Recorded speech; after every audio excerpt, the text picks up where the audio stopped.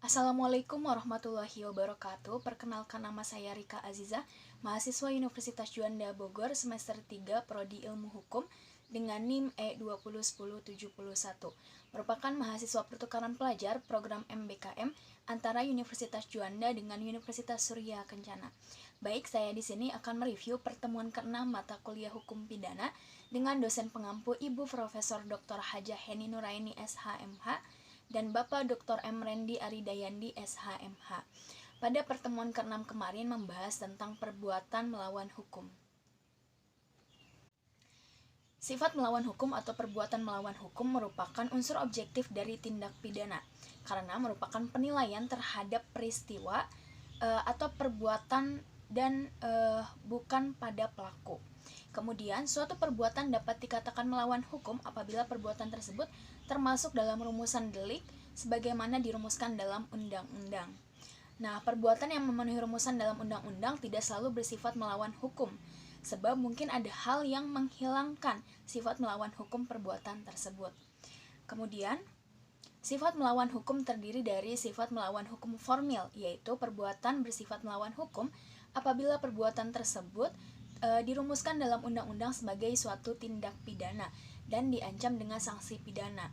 Nah, perbuatan tersebut dapat dihapus sifat melawan hukumnya apabila diatur berdasarkan undang-undang. Nah, sifat melawan hukum yang kedua, sifat melawan hukum material, yaitu bukan hanya berdasarkan undang-undang tertulis saja, tapi juga berdasarkan asas-asas hukum yang tidak tertulis atau living law. Kemudian, sifat melawan hukum dapat dihapus berdasarkan undang-undang dan aturan atau hukum yang tidak tertulis.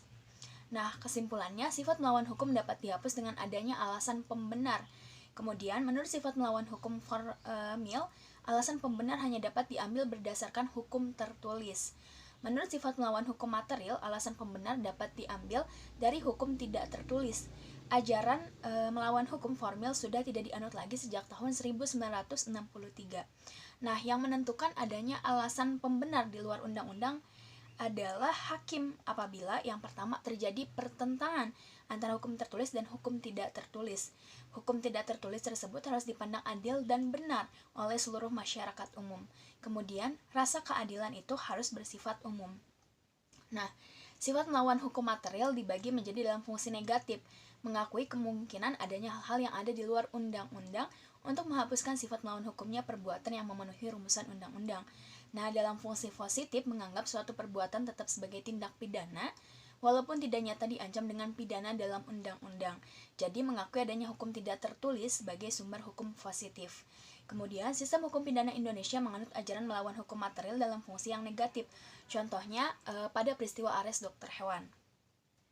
Kemudian, apakah sifat melawan hukum harus dibuktikan? Apabila dicantumkan dalam rumusan tindak pidana secara tegas, maka unsur melawan hukum harus dibuktikan.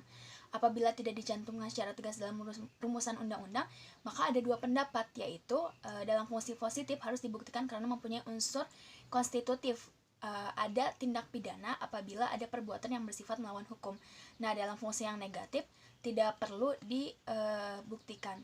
Baik, sekian dari saya. Mohon maaf apabila ada kesalahan. Wassalamualaikum warahmatullahi wabarakatuh.